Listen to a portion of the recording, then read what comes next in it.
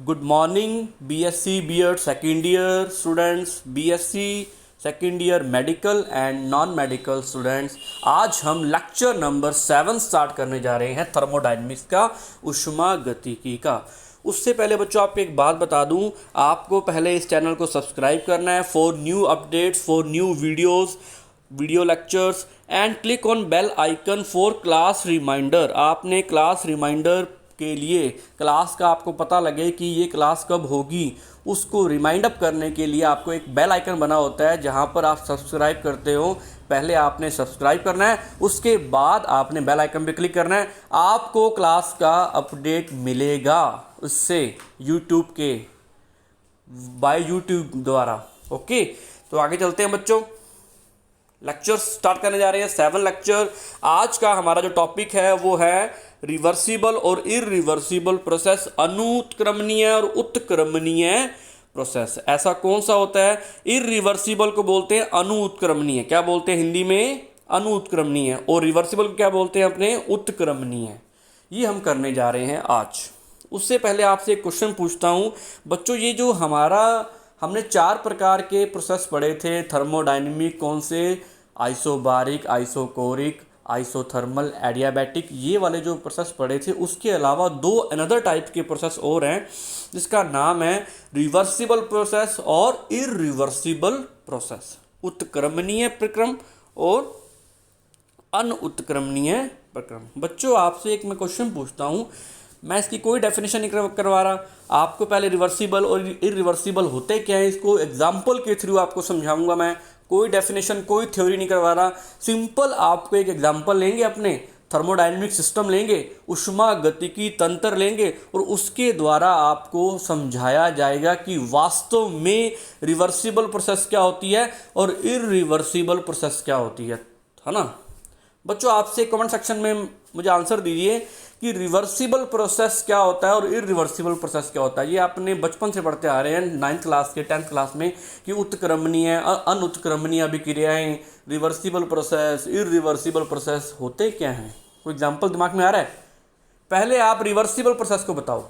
मैंने तो बताना है, लेकिन आपसे पूछते हैं, फटाफट बताओ कमेंट सेक्शन में लिख करके कि what is reversible process and comment section में लिख करके बताओ बच्चों मुझे कि रिवर्सिबल प्रोसेस क्या होते हैं और इरिवर्सिबल प्रोसेस क्या होते हैं, और उसके कोई ना कोई एग्जांपल बताओ जो आपकी डेली लाइफ में हो रहे हैं। मैं आपसे क्वेश्चन पूछता हूं आपने क्या किया? पानी से बर्फ बनाई, वाटर से आइस की फॉर्मेशन की, क्या वो रिवर्सिबल है? क्या आप आइस से दोबारा वाटर बना सकते हो? यस या नो? यस या नो? बिल्कुल बना सकते हैं। तो वाटर से आइस की फॉर्मेशन करना और आइस से फर्दर वाटर में आ जाना, वाटर फॉर्म में आ जाना, लिक्विड फॉर्म में कन्वर्ट कर देना। जैसे मैंने क्या किया, वाटर को टेम्परेचर डाउन कर दिया मैंने और ये आइस बन गई। कहाँ पर? फ्रिज के अंदर आइस बन गई ना। और जैसे ही मैंने इसका टेम्परेचर इंक्रीज किया, ये दोबारा वाटर में कन्वर्ट हो गया। मतलब ये रिवर्सिबल प्रोसेस है। ये एक स्टेट से दूसरी स्टेट में कन्वर्ट हुआ, एक अवस्था से दूसरी अवस्था में परिवर्तित हुआ। पहले ये कौन सी अवस्था थी? तरल अवस्था। फिर ये कौन सी अवस्था में परिवर्तन हुआ? ठोस अवस्था में। लिक्विड फॉर्म से सॉलिड फॉर्म में कन्वर्ट हुआ, फर्दर सॉलिड फॉर्म में से लिक्विड फॉर्म में कन्वर्ट हो गया। इट मीन स्टेट फर्स्ट से स्टेट सेकंड, स्टेट सेकंड से ये क्या हो गया? रिटर्न हो गया, वापस हो गया स्टेट फर्स्ट की तरफ। मतलब रिवर्सिबल है, उत्क्रमणीय है। जो जिस पाथ से आया उसी पाथ से वो वापस चला गया, जिस रास्ते से आया उसी रास्ते से वो वापस चला गया, जिस स्टेट से वो आया था उसी स्टेट पे वो वापस चला गया। उसी प्रोसेस को बोलते हैं रिवर्सिबल, उत्क्रमणीय अभिक्रिया। समझ आई बच्चों बात? ये सिंपल बात कर रहे हैं। अभी तो मैं इसकी डेफिनेशन केमिस्ट्री की लैंग्वेज में मैंने बताई नहीं अभी तक, और वो मैंने बतानी भी नहीं है। आज मैंने लेक्चर में आपको समझाना है कि वास्तव में रिवर्सिबल परफॉर्म कैसे होता है और इरिवर्सिबल इन थर्मोडायनेमिक्स कैसे परफॉर्म होता है। बच्चों फटाफट मुझे एग्जांपल दे दो, आप मुझे एग्जांपल दे दो इरिवर्सिबल का, कि व्हाट इज इरिवर्सिबल प्रोसेस। अनुत्क्रमणीय अभिक्रिया का कोई भी एग्जांपल दे दो। कंबंशन, दहन, कौन सा उदाहरण है, कौन सा एग्जांपल है? रिवर्सिबल या इरिवर्सिबल? फटाफट बताओ बच्चों, फटाफट कमेंट सेक्शन में बताओ कि रिवर्सिबल और irreversible what kind of process. बिल्कुल, शाबाश, इरिवर्सिबल है। आपने किसी चीज़ को जला दिया, किसी चीज़ का दहन कर दिया, लकड़ी, कोई लकड़ी है उसको जला दिया आपने, उसको बार बार जलाते जा रहे हो तो वो चीज़ वापस नहीं आएगी। वो क्या बन जाएगी? ऐश बन जाएगी, राख बन जाएगी। आपने लकड़ी को जलाया वायु की उपस्थिति में, जिसको बोलते हैं लकड़ी का दहन करना, the wood of the combustion of would, combustion of would. आपने क्या किया? वुड को बर्न किया, बर्न करने के बाद क्या बनी? ऐश बन गई। अब वो ऐश से, उस राख से आप वापस लकड़ी नहीं बना सकते, आप वापस वुड नहीं बना सकते। This kind of process irreversible. 500 का नोट दिया मम्मी ने, हमने जला दिया 500 का नोट। पहली बात तो 500 का नोट वैसे ही बंद हो चुके हैं। 500 का नोट दिया मम्मी ने, और 500 के नोट सब तो रिस्टार्ट भी हो चुके हैं, लेकिन उसको जला दिया तो क्या वो वापस आएगा? Mummy, this kind of process क्या है? रिवर्सिबल या इरिवर्सिबल? इरिवर्सिबल। और मम्मी से पड़ा चांटा। मम्मी ने कह दिया कि तुमने तो इरिवर्सिबल करवा दिया, ऐसा करना नहीं है, नहीं तो मार पड़ेगी घर पे। समझ आई बच्चों बात? कि किसी चीज़ को जला दो और वो चीज़ वापस नहीं आती है, वो इरिवर्सिबल है, रिटर्न नहीं है, उसमें कोई रिटर्न पॉलिसी नहीं है। Irreversible process. अन उत्क्रमणीय अभिक्रिया का example the combustion of would, लकड़ी को जलाना। ये बात होती है। आगे एग्जाम्पल समझते हैं, है ना? चलते हैं बच्चों आगे। बच्चों एक एग्जाम्पल तुम्हें और देता हूँ मैं। मैंने क्या किया, एक चाय का कप लिया मैंने, ठीक है, उसमें चाय फिल की हुई है, इसका टेम्परेचर है 70 degree Celsius. After some time बाद इस चाय का टेम्परेचर क्या हो जाएगा? बताओ बच्चों। मैंने इसको एनवायरनमेंट में छोड़ दिया, जब मैंने इसको गर्म किया, जब मैंने चाय बनाई, टी बनाई, एक कप ऑफ टी, तो आफ्टर सम टाइम बाद इसका टेम्परेचर क्या हो जाना चाहिए? इसका टेम्परेचर कन्वर्ट हो जाएगा लगभग रूम टेम्परेचर, जो कि 25 डिग्री सेल्सियस अप्रॉक्सीमेट होता है, उसके इक्वल हो जाएगा। मतलब 70 डिग्री से टेम्परेचर 25 डिग्री सेल्सियस में आ गया, यानी चाय आपकी ठंडी हो रही है। इसका मतलब चाय का टेम्परेचर, चाय की हीट एनवायरनमेंट में ट्रांसफ़र हो रही है, वातावरण में स्थानांतरित हो रही है, वातावरण में स्थानांतरित हो रही है। इसका मतलब क्या मैं अब चाय को दोबारा गर्म कर सकता हूं क्या कभी ज़िंदगी में? बिल्कुल कर सकता हूं। अब मैं चाय को दोबारा गर्म करना शुरू कर रहा हूं, दोबारा इसको मैं हीट दे रहा हूं, तो चाय दोबारा क्या होगी? 25 डिग्री सेल्सियस से 70 डिग्री सेल्सियस तक चली जाएगी। मतलब ये एक प्रकार का उत्क्रमणीय अभिक्रिया है, रिवर्सिबल प्रोसेस है। अगर मैं इसके बीच में ग्राफ ड्रॉ करूं, बच्चों बात समझ में आ रही है ना? अगर मैं ग्राफ ड्रॉ करूं तो ग्राफ किसके बीच में ड्रॉ करूं? अगर मैं टाइम के रिस्पेक्ट में और मैं टेम्परेचर के रिस्पेक्ट में अगर ग्राफ ड्रॉ करूं, तो यहाँ पर तो चाय का टेम्परेचर था 70 डिग्री सेल्सियस। कितना था? 70 degree Celsius. After some time बाद क्या होगा? टेम्परेचर इसका डाउन होना शुरू हो जाएगा। डाउन आता आता एक ऐसा पॉइंट आएगा, इस पॉइंट ऑफ टाइम पे इसका टेम्परेचर जो हो जाएगा, इसका जो टेम्परेचर हो जाएगा वो क्या हो जाएगा? वो हो जाएगा 25 डिग्री सेल्सियस, यानी अप्रॉक्सीमेटली रूम टेम्परेचर, है ना? तो टेम्परेचर रूम टेम्परेचर पर इसका आ गया। जैसे ही टेम्परेचर रूम टेम्परेचर पे आएगा इसका, वह जाकर के कांस्टेंट हो जाएगा। अब यहाँ पर ये चाय कांस्टेंट होगी। अब चाय का टेम्परेचर ना तो बढ़ेगा ना डिक्रीज होगा, ना तो इंक्रीज होगा ना डिक्रीज होगा, ना तो कम होगा ना ज़्यादा होगा। समझ आ रही है बच्चों बात? लेकिन जैसे ही मैं इसको गर्म करना शुरू करूँगा और नीचे से मैं हीट दूंगा बाय गैस, इसको मैं हीट देना स्टार्ट करूँगा, तो ये टेम्परेचर फिर दोबारा राइज होगा और 25 डिग्री सेल्सियस से 70 डिग्री सेल्सियस तक पहुँच जाएगा, है ना? बात समझ आ रही है? तो स्टेट 1 कौन सी होगी? 70 डिग्री सेल्सियस। और स्टेट 2 कौन सी होगी? State 2 75 degree Celsius. तो स्टेट 1 से स्टेट 2 और स्टेट 2 से फर्दर S1 की स्टेट 1 की तरफ जा रहा है। समझ आ रही है बच्चों बात? तो ये इसी को बोलते हैं रिवर्सिबल प्रोसेस, इसी को बोलते हैं उत्क्रमणीय अभिक्रिया, है ना? जिस पास से वो आया है उसी पास से वो वापस जाएगा, जिस पास से वो वापस आया है उसी पास से वापस जाएगा। वही तरीका है बच्चों। मैं एक बात दोबारा बताता हूं तुम्हें कि 70 डिग्री से 25 डिग्री सेल्सियस तक आने के लिए जितने मर्जी पाथ ले लो, कोई दिक्कत नहीं है। जितने मर्जी तरीकों से आप उसका टेम्परेचर डाउन कर दो, कोई दिक्कत नहीं है। 70 डिग्री सेल्सियस से 25 डिग्री सेल्सियस तक आने के लिए जितने मर्जी आप रस्तों का यूज़ कर लो, जितने मर्जी पाथ का यूज़ कर लो, जितने मर्जी मैनर या तरीकों का यूज़ कर लो, कोई दिक्कत नहीं है। लेकिन जब ये वापस जाएगा ना, जब वापस जाएगा, जब 25 डिग्री सेल्सियस से 70 डिग्री सेल्सियस की तरफ वापस लौटेगा, रिटर्न होगा, तो वो जिस पाथ से आया है उसी पाथ से जाएगा। ये कंडीशन है रिवर्सिबल प्रोसेस के लिए। जिस पाथ से वो 70 डिग्री सेल्सियस से 25 डिग्री सेल्सियस तक आया है उसी पाथ से वो वापस जाएगा। इस बात को नोट डाल करके लिख लो बच्चों, NOT नोट। मैं आगे करवाता हूँ आपको, इसको ग्राफ समझ में आ गया होगा आपको। नोट डाल के लिख लो कि note for any system there is one and only one, एक मिनट रुको बच्चों, there is one only one reversible path. जिस पाथ से वो आया है उसी पाथ से वो वापस जाएगा। आने का तरीका डिफरेंट हो सकता है। मान लो आप अपने घर से जैन कॉलेज की तरफ आ रहे हो, आप जितने मर्जी रास्तों से आ जाओ, एनी काइंड ऑफ मैनर, जिस मर्जी तरीके से आ जाओ आप कॉलेज की तरफ, लेकिन जब वापस जाओगे जिस रास्ते से आए उसी रास्ते से वापस जाओगे।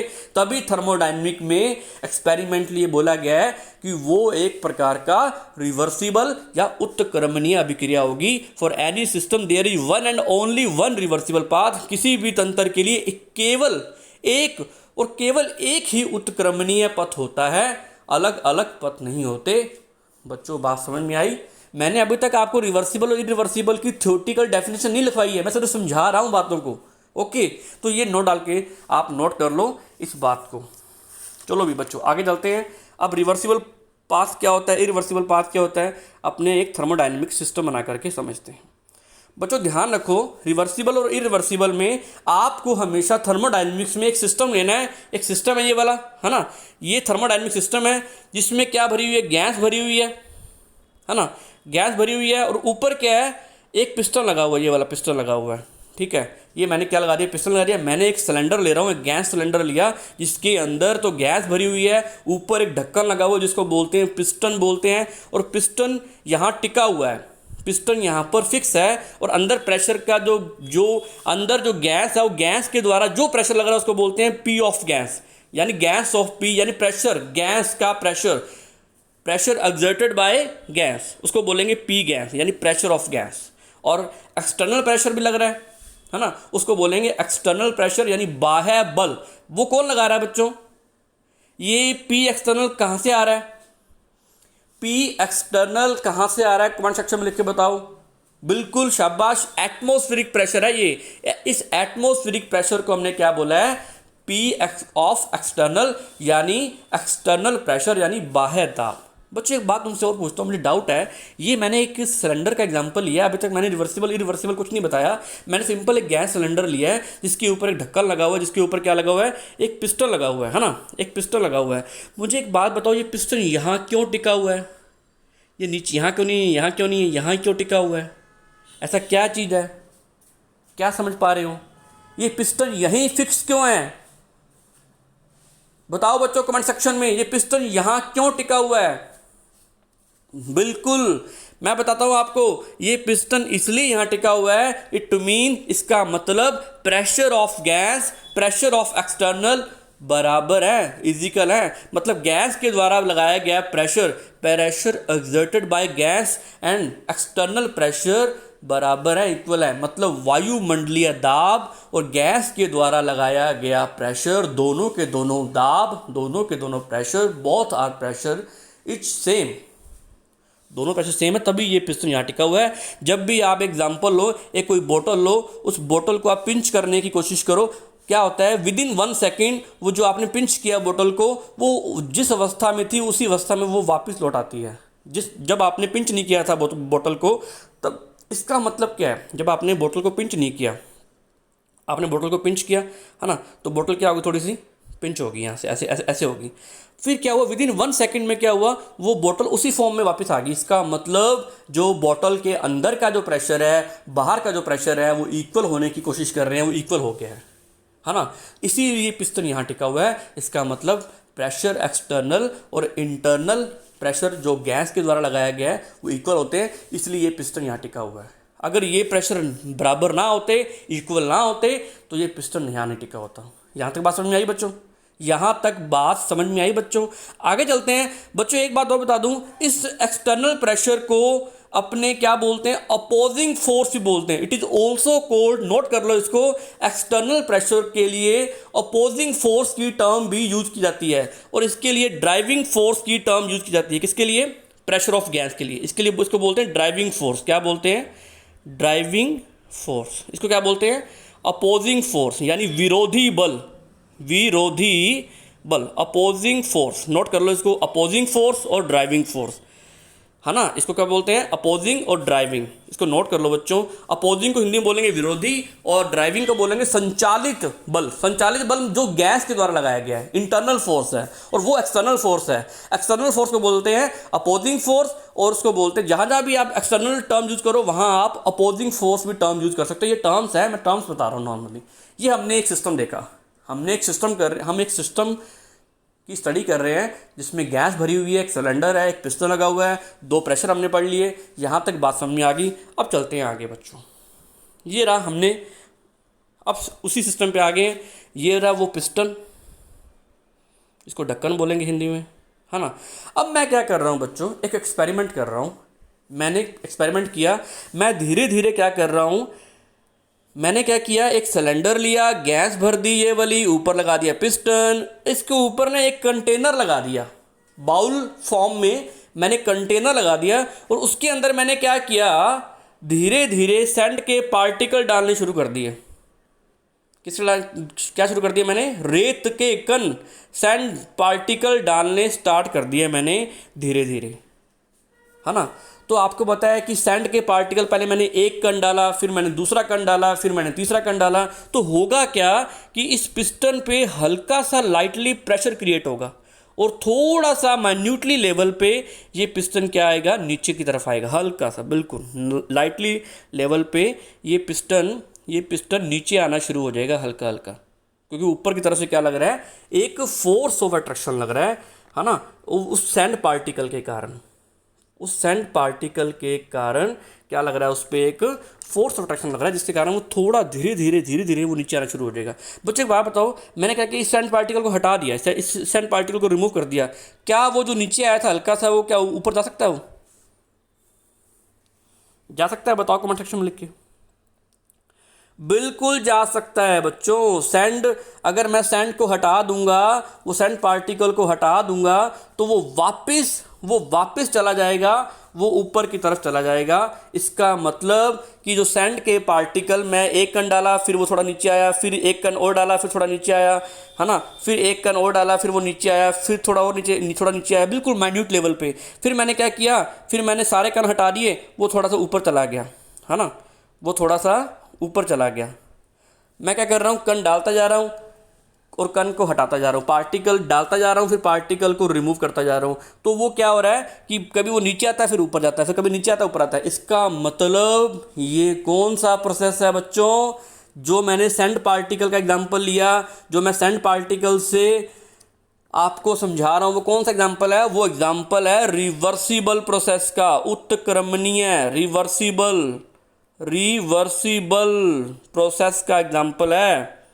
बच्चों बात समझ में आई? रिवर्सिबल यानी उत्क्रमणीय अभिक्रिया है बच्चों। ये अगर इसको बोलूं मैं, उत्क्रमणीय, सारी बात यहीं छुपी हुई है, सारी थ्योरी इसी एग्जाम्पल में छुपी हुई है। आप खुद उस थ्योरी को लिखोगे। तो सैंड पार्टिकल का डाला, तो जैसे ही मैंने सैंड पार्टिकल पुटअप किया तो वो थोड़ा सा नीचे आ गया। जैसे मैंने सैंड पार्टिकल हटाया, एक बात और ध्यान रख लो, ये सिस्टम जब रिवर्सिबल होगा तो उसी पाथ में वो रिवर्स होगा, उसी पथ पे वो वापस जाएगा जिस पथ से वो आया है। ये मैं नोट डाल करके करवा चुका हूँ, है ना, नोट डाल करके मैं चीज़ करवा चुका हूँ। तो बात समझ में आ रही है कि धीरे धीरे आप छत पे खड़े हो, क्या सर आपकी छत जो है वो नीचे आ गई? आप छत पे गए हो, सर मेरा तो कोई ना कोई वेट तो है, मैं छत पे आया, और क्या छत पे मेरा प्रेशर लग रहा है? बिल्कुल लग रहा है। क्या छत नीचे आई है? बिल्कुल माइन्यूट लेवल पे हल्की सी वो नीचे आएगी, लेकिन जो कि हमें ऑब्जर्व नहीं होगी, जिसको हम ऑब्जर्व नहीं कर सकेंगे। ऐसे ही जैसे ही हम सैंड पार्टिकल डालते जा रहे हैं, तो धीरे धीरे क्या हो रहा है, ये इसका वेट इंक्रीज होता जा रहा है, वेट बढ़ रहा है, तो थोड़ा सा माइन्यूट लेवल पे ये पिस्टन नीचे आएगा। जैसे हम सैंड पार्टिकल हटा लेंगे, वो पिस्टन ऊपर की तरफ चला जाएगा, जहां पर ये pressure of gas, pressure of external is equal हो जाएंगे। बात समझ में आ रही है बच्चों? बात तो मैं ये आपसे अब इसकी थ्योरी बनाने जा रहा हूं। पहले हमने बात की रिवर्सिबल। रिवर्सिबल वो प्रोसेस होता है जिसमें वापस जाने की आज़ादी होती है, जिसमें आप स्टेट 1 से स्टेट 2 की तरफ वापस जा सकते हो। ईच एंड एवरी स्टेप पे आप वापस जा सकते हो, वापस जाने की आज़ादी होती है, उसी को बोलते हैं रिवर्सिबल। आपकी इच्छा हो तब वापस जा सकते हो, उसको बोलते हैं रिवर्सिबल प्रोसेस, है ना। तो जिसमें आज़ादी हो वापस जाने की। अब मैं आपसे एक क्वेश्चन पूछता हूँ, मैं पहला पॉइंट बनाने जा रहा हूँ इस थ्योरी में। यह प्रोसेस फाइनाइट स्टेप्स में होती है या डेफिनेट स्टेप्स में होती है? कमेंट सेक्शन में लिख के बताओ फटाफट बच्चों। ये वाली प्रक्रिया फाइनाइट स्टेप्स में होती है या फाइनाइट या इनफिनाइट स्टेप्स में होती है? बताओ, फाइनाइट या इनफिनाइट? यह प्रक्रिया अनंत पदों में होती है या फिक्स निश्चित पदों में होती है? कमेंट सेक्शन में लिख के बताओ। बिल्कुल बच्चों, this kind of process infinite steps, यह प्रक्रिया इनफिनाइट पदों में होती है। पहला पॉइंट आ गया हमारे पास। क्यों सर, क्यों? मैं रेत का कण डालता जाऊंगा डेली, 1 कण, 2 कण, 3 पार्टिकल, 4 पार्टिकल, 5th पार्टिकल, वो धीरे धीरे माइन्यूट लेवल पे ना बराबर नेग्लिजिबल वो नीचे आएगा, वो नीचे प्रेशर फील करेगा और वो सिस्टम धीरे धीरे नीचे आता जाएगा। समझ आ रही बच्चों बात? तो ये इनफिनाइट स्टेप्स में होगी। मैं सारी उम्र लगा रहा हूँ तब जाकर के ये पिस्टन धीरे धीरे नीचे आना स्टार्ट होगा। मतलब ये इनफिनाइट स्टेप्स में होती है। सैंड के पार्टिकल हटा रहा हूँ, फिर मैं उस पर पुटअप कर रहा हूँ, फिर मैं हटा रहा हूँ, फिर मैं पुटअप कर रहा हूँ। तो इनफिनाइट स्टेप्स में क्या इस प्रोसेस में टाइम लगेगा? सेकंड पॉइंट करने जा रहा हूँ, बताओ क्या इस प्रोसेस में टाइम लगेगा? बिल्कुल लगेगा। इनफिनाइट टाइम्स, अनंत समय लगता है। इनफिनाइट टाइम्स, अनंत समय में ये अभिक्रिया पूरी होती है, अनंत समय में। थर्ड पॉइंट आने जा रहा है बच्चों। मुझे प्रेशर बताओ, प्रेशर, चेंज इन प्रेशर क्या होगा? प्रेशर में क्या चेंज आएगा? 0, 10 to 0, मतलब 10 to 0 होगा या नॉट इक्वल टू 0 होगा? दोनों सेम बात बोल दी सर आपने, जल्दी बोलो। दोनों सेम बातें हैं, अलग अलग बातें हैं कि प्रेशर जो होगा वो change in pressure delta P is equal to 0 होगा या नहीं होगा? दिमाग लगाओ। बिल्कुल होगा। Delta P is equal to approximately बोल रहा हूं, ऑलमोस्ट बोल रहा हूं, अधिकतम 0 होगा, मैक्सिमम उसकी वैल्यू 0 आएगी, क्योंकि नेग्लिजिबल बोलते हैं। मैंने रेत का पार्टिकल डाला, ये थोड़ा सा चेंज आया तो इसके प्रेशर में थोड़ा सा माइन्यूटली लेवल पे चेंज आया, जिसको अपने नेग्लिजिबल बोल सकते हैं, जो कि P इज इक्वल टू 0 होगा। आप छत पर आए, क्या छत का वॉल्यूम चेंज हो गया? क्या प्रेशर फील हो रहा है? क्या उस प्रेशर से क्या वो नीचे आ रहा है? क्या आपका जो पिस्टन है, जो आपकी छत है, छत का एग्जांपल है, क्या वो नीचे आ रही है? क्या नहीं आ रही है ना, लेकिन वो प्रेशर फील कर रही है हल्का सा, बिल्कुल लाइटली। तो pressure is equal to 0, pressure 10 to 0, मतलब डेल्टा P प्रेशर में चेंज 0 होगा, दाब में परिवर्तन 0 के बराबर होगा। किसमें? रिवर्सिबल प्रोसेस में। ये हमने थर्ड स्टेप पढ़ा। अब अपने बात करने जा रहे हैं बच्चों, ये तो हमने पढ़ लिया रिवर्सिबल। अब आती है बात इरिवर्सिबल की, फिर तुम्हें और कंपैरिजन करेंगे। इरिवर्सिबल में मैंने क्या किया, ये तो है रिवर्सिबल। मैंने धीरे धीरे वो सैंड के पार्टिकल डालता जा रहा हूँ, तो वो लाइटली वो दिखा रहा है प्रोसेस। अब मैंने क्या किया, मैंने 5 किलो का बाट रख दिया, 5 kg का, वही सिलेंडर, वही पिस्टन, वही गैस, वही सब कुछ। मैंने 5 किलो का बट्टा लाया, उसके ऊपर रख दिया। मैंने 5 kg का कोई कंटेनर लाया, कोई इक्विपमेंट लाया, उसके ऊपर रख दिया, तो क्या होगा? बताओ बच्चों कमेंट सेक्शन में, क्या होगा? वो फटाफट क्या होगा? ये देखो, वो फटाफट पिस्टन नीचे आ जाएगा और सारी गैस इस वाले एरिया में आ जाएगी, है ना, इस वाले एरिया में आ जाएगी।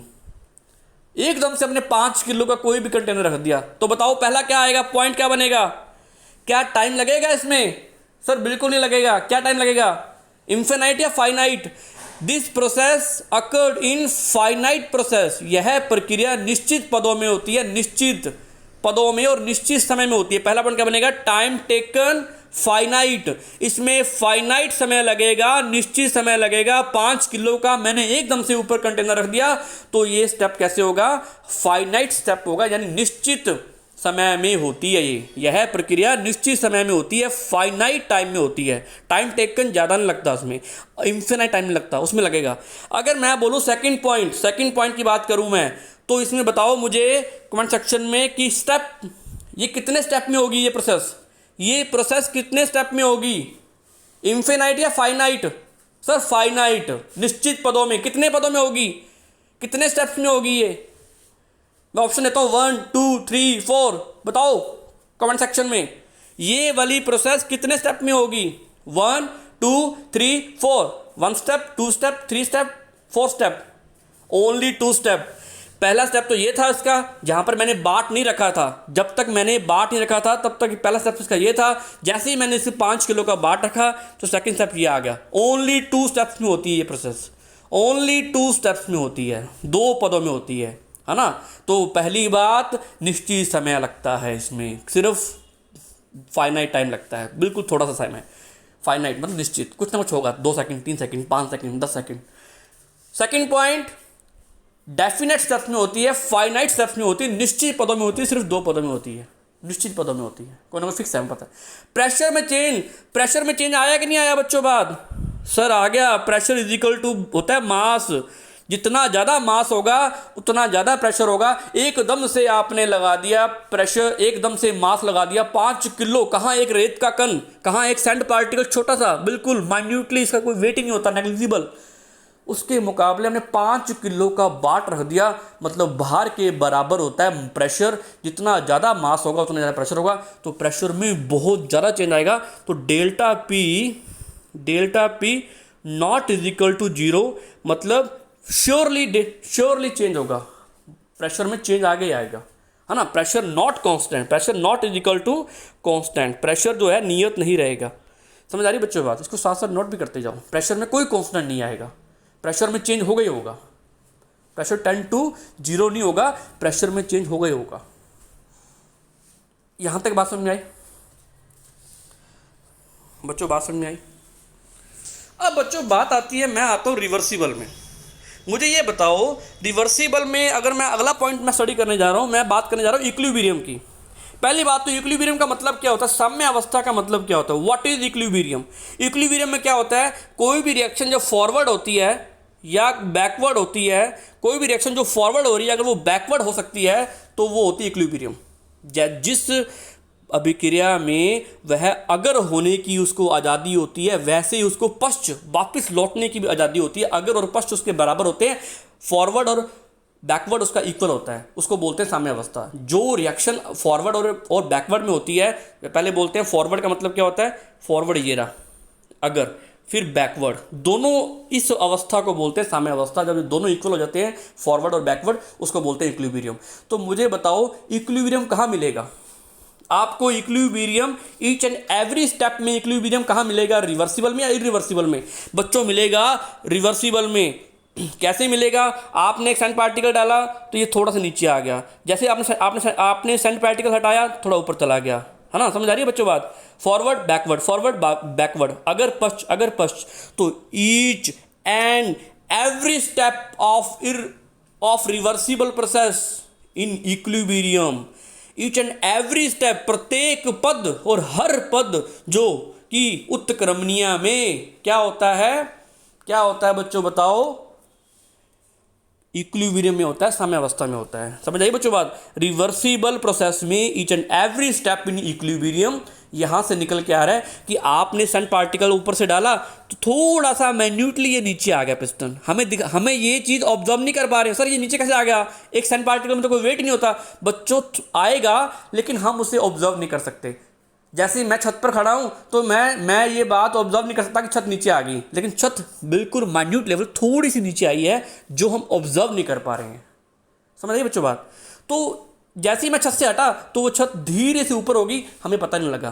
तो मतलब ईच एंड एवरी स्टेप उसका इक्विलिब्रियम में है। आप भी ऊपर आ गए छत पे तो वो क्या हुआ, हल्का सा छत थोड़ी सी नीचे चलेगी, हमें पता नहीं लग रहा, लेकिन जैसे ऊपर हम हटे तो छत थोड़ी सी ऊपर आ गई। मतलब each and every step equilibrium होता है। समझ आइए बच्चों बात? प्रत्येक पद और हर पद उसका साम्य अवस्था में होता है। यहाँ आ जाओ, इसमें कंपैरिजन करो। इसमें इरिवर्सिबल में आपने 5 किलो का बाट रख दिया फटाफट, ठा नीचे आ गया, वो क्या होगा? इसका कौन से स्टेप इक्विलिब्रियम होंगे?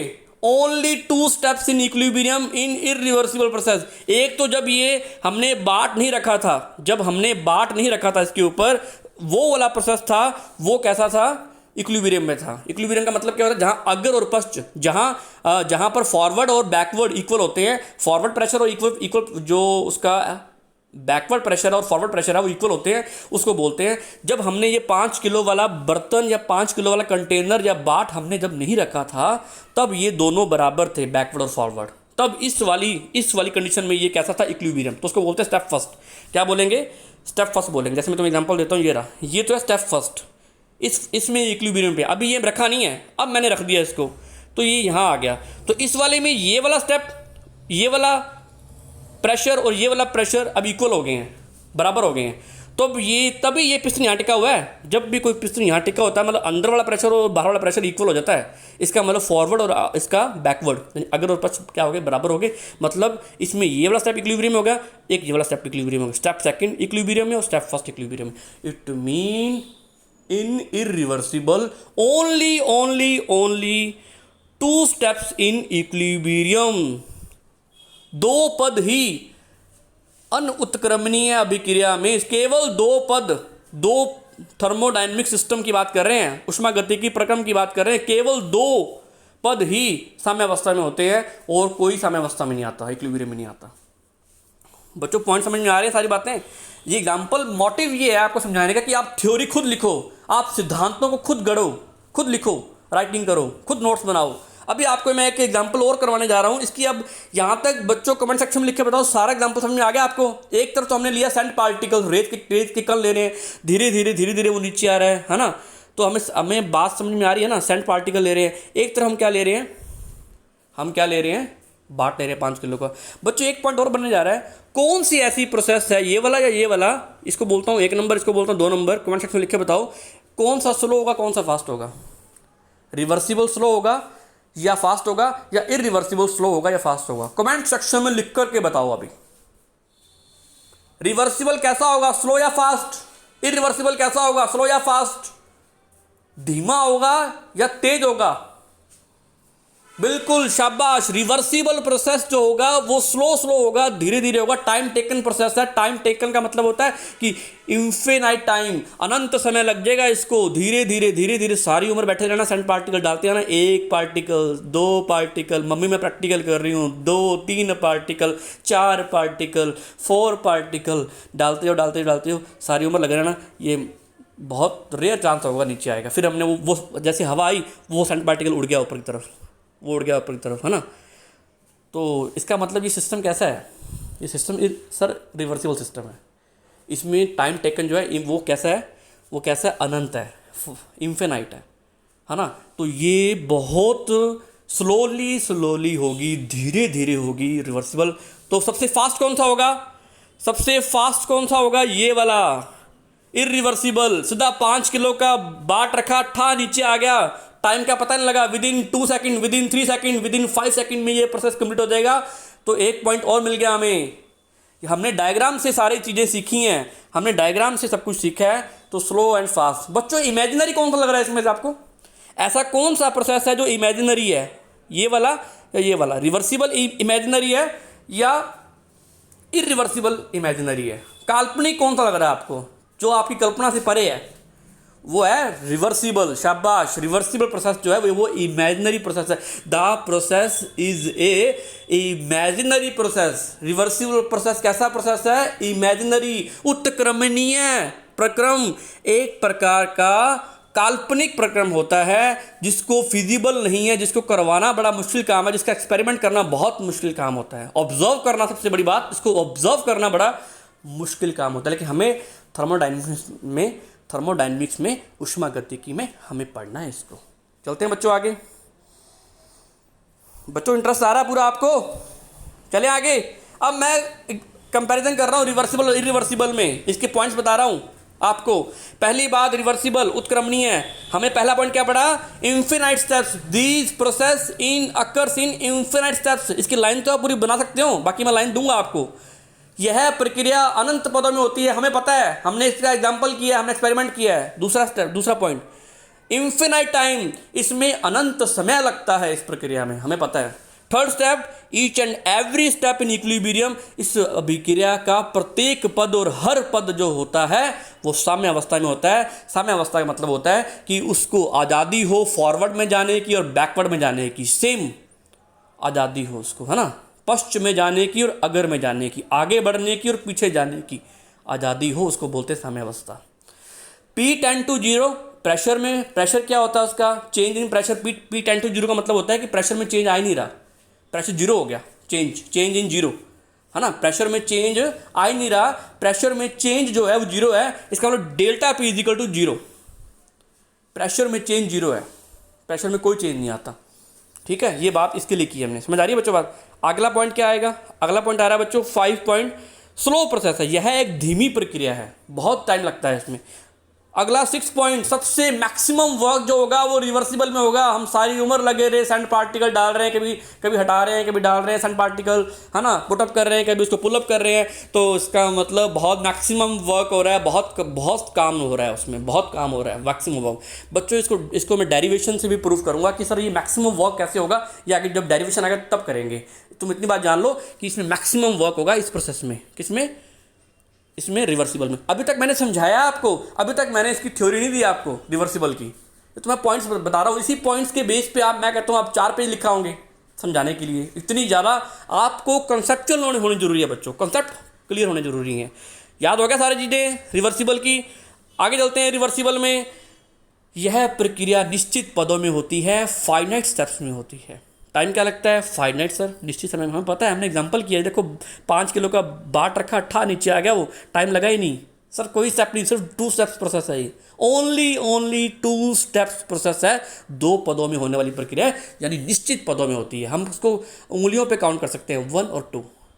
और निश्चित मतलब होता है आप गिनते रहो 1 2 2 3 4 5 6, वो होते हैं इन्फिनाइट, अनंत होता है, अनंत, है ना।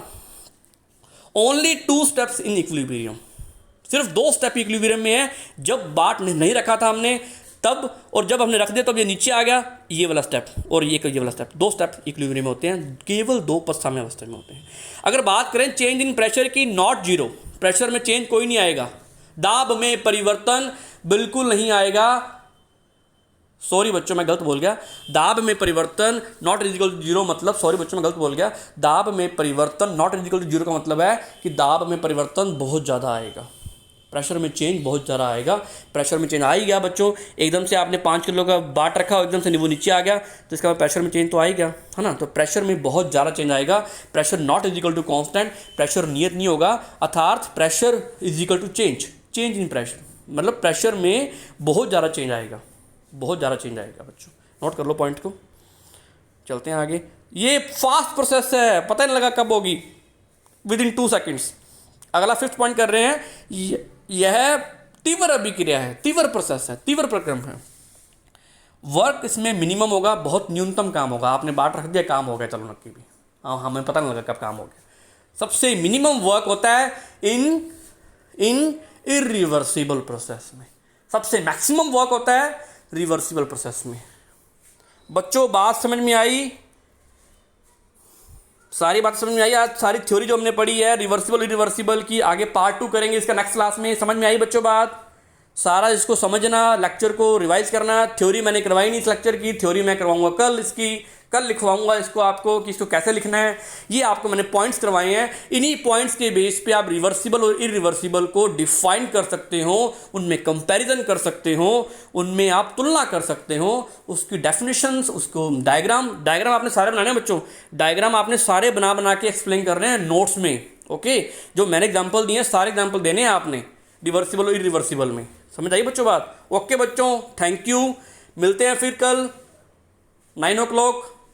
शाबाश, थैंक यू बच्चों। बेल आइकन को ऑन कर लो, चैनल को सब्सक्राइब कर लो, इसी तरीके से वीडियो आती रहेंगी। आपके दिमाग में कोई भी सुझाव हो, कोई भी सजेशन हो, वो भी आप दे सकते हो, उसके लिए भी आप स्वतंत्र हो, आज़ाद हो, डेमोक्रेट हो। चलते हैं बच्चों आगे, थैंक यू।